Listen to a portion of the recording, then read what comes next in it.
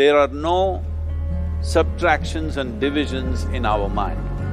There is only addition and multiplication. I will just remove negative thoughts and I will have positive thoughts. All the best, it's not going to work. It's just that you need to pay little attention as to how it functions. You will see there is a distinction between what is you and what you have gathered.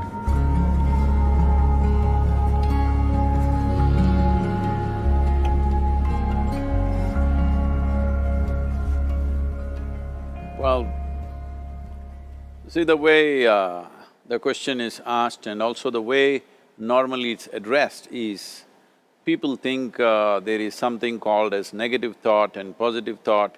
They want to remove the negative thoughts and have only positive thoughts. For such people, I would ask them to just experiment for 10-15 seconds. Let them forcefully remove one thought from their mind. For example, next 10 seconds, just don't think of a monkey. Try not to think of a monkey for next 10 seconds. You will see you will be full of monkeys. So what I'm saying is, this is the nature of your mind, because in this mind, all the three pedals are throttle. There is no brake, there is no clutch. Whatever you touch, it will only go faster. In this kind of mind, people have been taught from moral teachers and religious teachers, do not think about bad things. Well, since then it's been a full-time job. So there is no way you can handle the mind like this. This doesn't need any great enlightenment.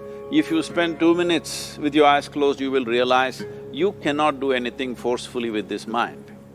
So, I want to remove negative thoughts. Do not ever go in this direction, because what you want to remove will become your quality. Always you will be on it. So what should I do? The thing is this, without understanding the fundamental mechanism of this mind, because our mind, human mind, is the most sophisticated computer on the planet. Even all the supercomputers have come out of this. When this is the case, is it not important that we understand the mechanics of how it functions?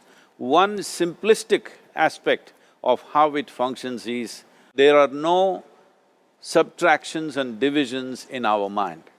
There is only addition and multiplication. If you try to do something with it, it will say one more.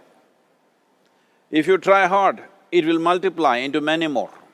In this mind, you don't try to identify what is positive, what is negative and try to remove it. First of all, one needs to understand, this mind of yours, this body of yours is supposed to serve you. The life that you are is important. Body and mind are vehicles that must serve us. If you sit in a vehicle, it must go where you want to go. If it goes to its own destination, what is the point of such a vehicle? It's just a nuisance. Right now, most human beings are unfortunately experiencing this fantastic possibility of human mind as a nuisance, as a troublesome thing.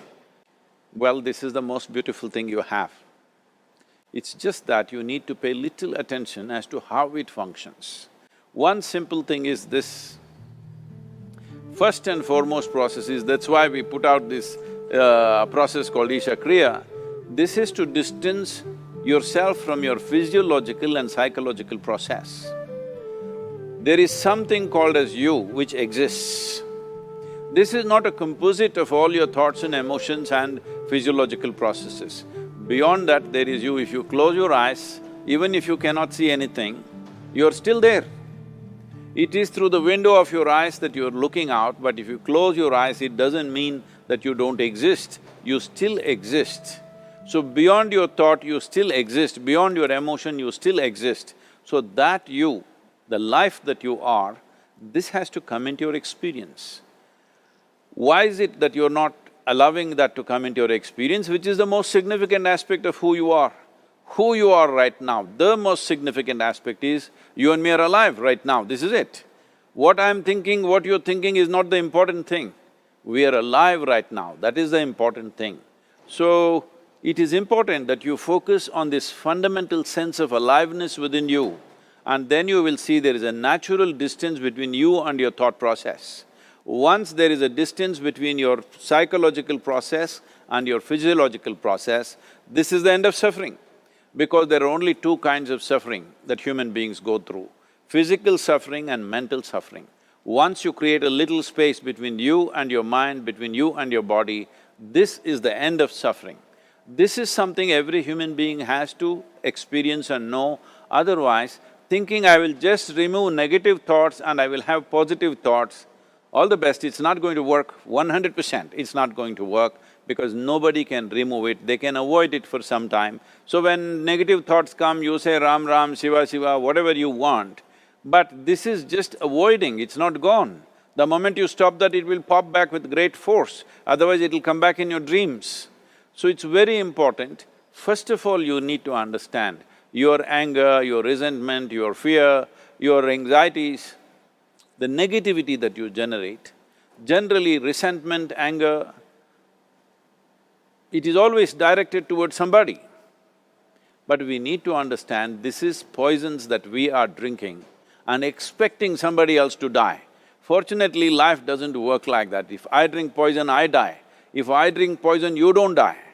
So, we need to understand this. When I say poison, today you can have yourself chemically analyzed.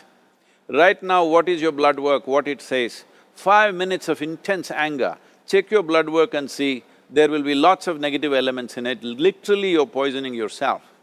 So, do you want to poison yourself? Definitely not. Now the very question is coming from certain helplessness, what shall I do? Don't do anything, just sit back and just concern yourself with something which is a life process. Maybe your heartbeat, maybe your breath, maybe just a sensation of being alive. Depending upon how sensitive or how perceptive you are, accordingly, find something. It could be a sensation in the body, it could be breath, it could be heartbeat, it could be anything, something which indicates life to you. Just pay attention to that for some time. Slowly you will see there is a distinction between what is you and what you have gathered, which includes both your physiological and psychological possibility or mess, whatever you made out of it.